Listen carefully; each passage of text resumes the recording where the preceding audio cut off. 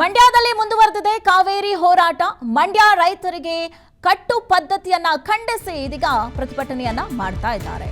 ಮಂಡ್ಯದ ಸಂಜಯ್ ವೃತ್ತದಲ್ಲಿ ಬೊಗಸೆ ನೀರಿನ ಚಳುವಳಿಯನ್ನ ಇದೀಗ ಮಾಡಲಾಗ್ತಾ ಇರುವಂತದ್ದು.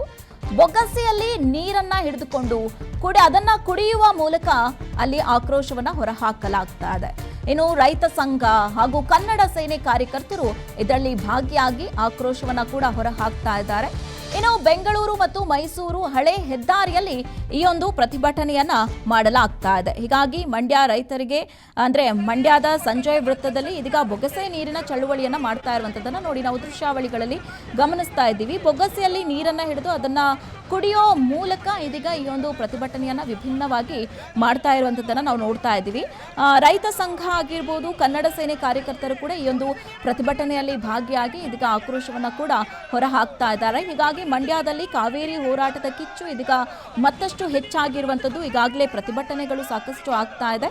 ಇವತ್ತು ಕೂಡ ಬೊಗಸೆ ನೀರು ಚಳುವಳಿಯನ್ನ ಮಾಡಲಾಗಿರುವಂತದನ್ನ ನಾವು ನೋಡ್ತಾ ಇದ್ದೀವಿ. ಬೊಗಸೆಯಲ್ಲಿ ನೀರನ್ನು ಹಾಕೊಂಡು ಅದನ್ನ ಕುಡಿಯುವಂತ ರೀತಿಯಾಗಿ ಈ ಒಂದು ಚಳುವಳಿಯನ್ನ ಮಾಡುವ ಮೂಲಕ ಬಿಸಿ ಮುಟ್ಟಿಸುವ ಕೆಲಸವನ್ನ ಮಾಡಲಾಗ್ತಾ ಇದೆ.